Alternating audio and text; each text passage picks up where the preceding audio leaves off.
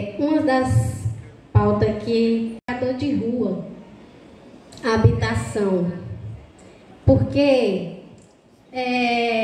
a gente anda para nossas ruas, principalmente à noite.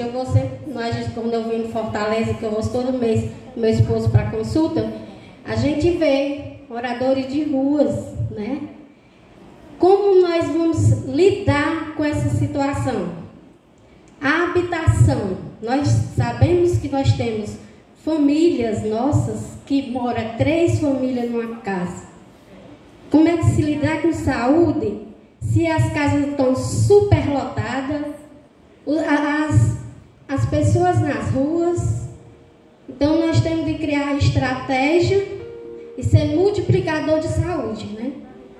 É isso que a minha fala. E obrigada a todos e dizer que sim, as pequenas gravações vai ser passada pelo canal Marilene Ação no YouTube.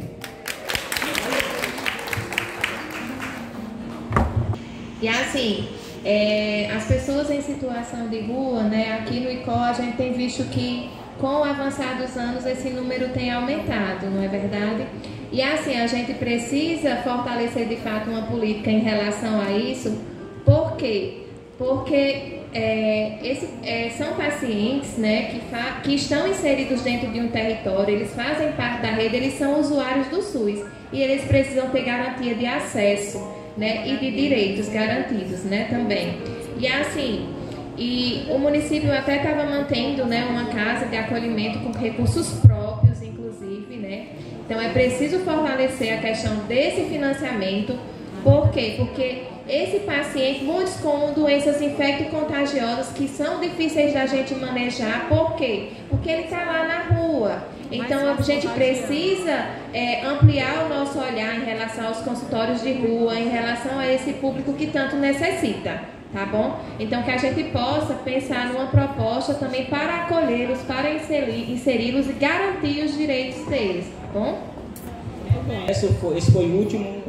Alguém quer falar? O que eu senti falta foi em relação à medicação, do alto custo, né? O paciente recebe, isso foi uma situação na minha residência, o paciente recebe as canetas do diabético e faltam as agulhas. No caso, o paciente não tem condição de comprar as agulhas, quer dizer, serviu para quê? Então, precisa ver toda essa questão, né? Porque não adianta dar medicação. Acrescentar aí também. Mas assim, nas pré, saiu sim, certo?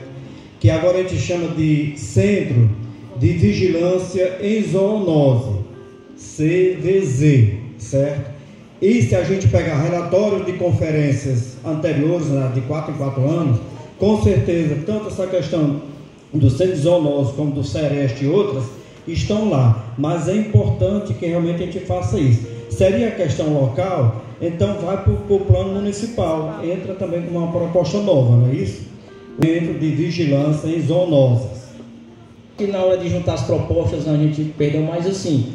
Esse momento é para isso, para acrescentar ou retirar. E aí, só pegando o gancho da fala da neta, Maria Antônia do Nascimento, e aí eu vou lembrar da reforma da Previdência, viu? O que é que tem a ver a Previdência com medicação, Cleide? Pronto, a Previdência que foi reformada em 2019, lá ela diz que o governo federal e o governo estadual e o governo municipal não são mais obrigados a custear medicações de alto custo que não estejam liberados, digamos assim, a palavra não é essa, mas liberada pela Organização Nacional de Saúde. Ou seja, digamos que eu tenho um filho que nasce com um problema, com um tipo de intolerância, precisa de um leite específico. Se esse leite não tiver naquele leque liberado pela Agência Nacional, ainda que eu entre na justiça, o governo federal, nem estadual, nem municipal é mais obrigado a dar esse leite, não é? Isso serve para toda medicação que não está liberada. Então seria interessante, é uma proposta a nível nacional, né, que sai para regional, de rever, né, essa questão da reforma Previdência que barra essa medicação. Para vocês terem uma ideia, tem uma medicação que ela tem um valor um pouco alto, né? E uma criança entrou no ano passado na justiça, os pais, essa medicação ela custa mais de 6 milhões de reais, certo? E o que aconteceu? Ainda no ano passado, essa ação chegou no Supremo Tribunal Federal, não é? Porque o governo federal foi recorrendo, com base na reforma da Previdência.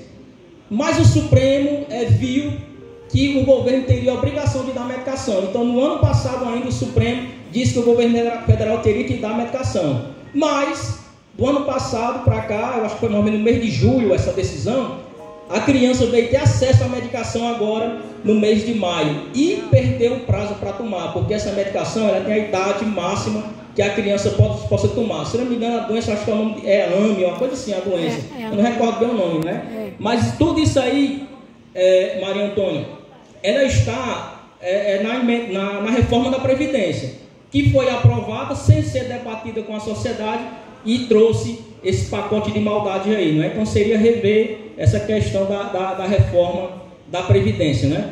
Pessoal, você tem mais algum curso para colocar? Não, né?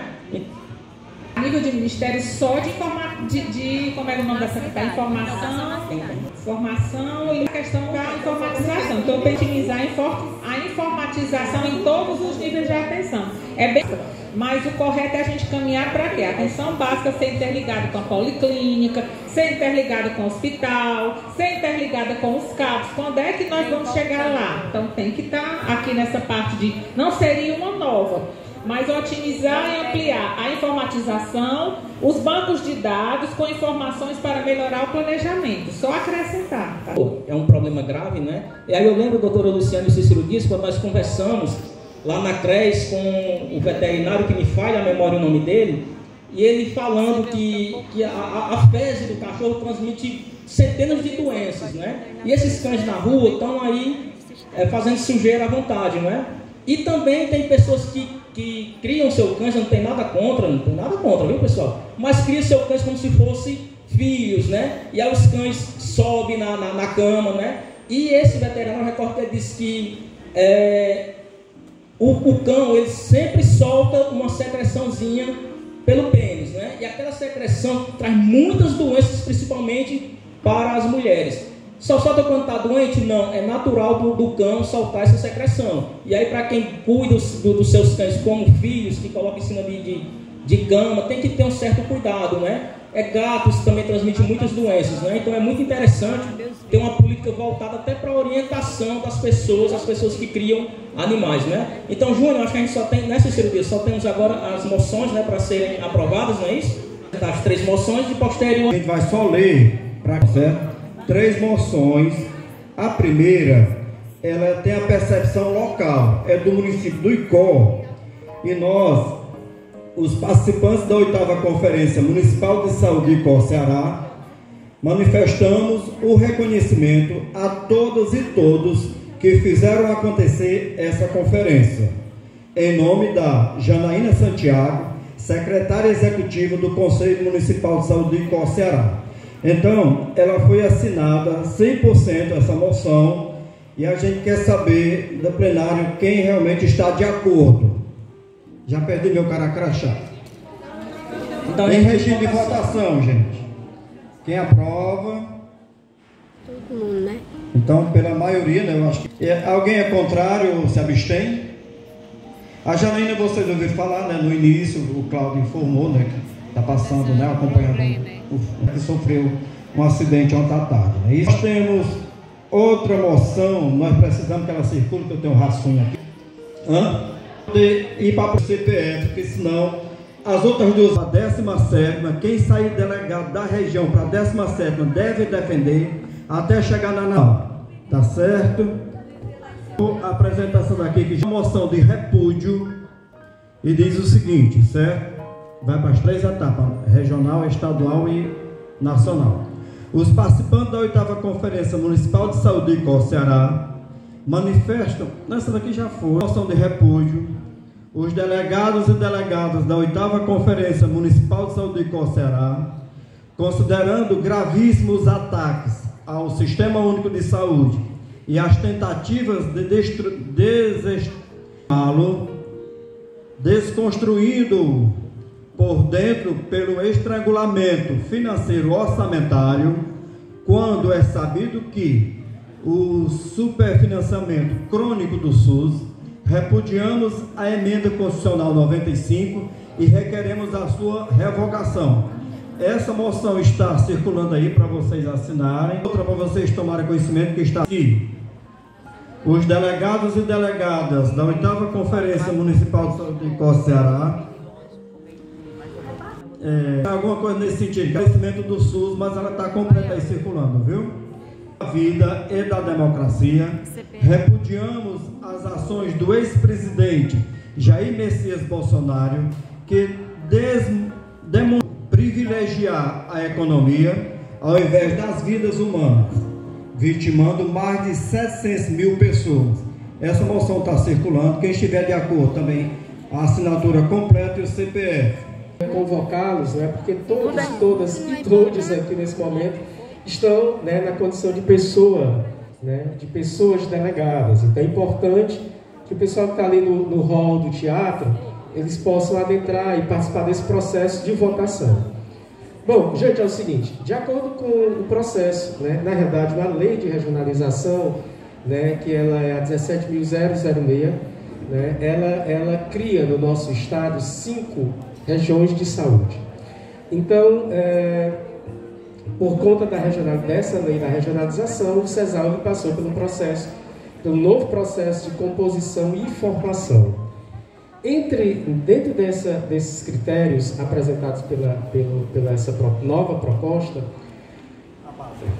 obrigado. O Conselho ele tomou umas decisões, né? Que é o seguinte: para as conferências estaduais,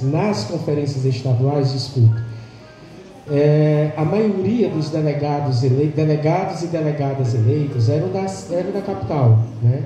Já que a distribuição de vagas era por população, somente por população. Então, o que se dá? As conferências estaduais, praticamente, né, ou mais do que dos delegados e delegadas para a nacional eram todos da capital. Precisava-se assim uma gestão, a gente chegando lá, a gente fez as mudanças e nós fizemos hoje a distribuição não por população, uma distribuição de vagas para pessoas delegadas equitativas. Isso, né, ainda hoje já tem umas batalhas, né, com de Icó. Essas vagas elas serão paritárias. Como é que é isso? Elas são distribuídas de igual valor, né, igual profissionais de saúde e gestores. No caso de Icó, nós somos 16 pessoas delegadas eleitas nesse pleno para a Conferência Regional que acontece dia 4 de abril no município do Crato. Nesse caso aqui, nós temos para os usuários. Então, 8 usuários, os conselheiros municipais que são do segmento de já serem delegados nas pré-conferências.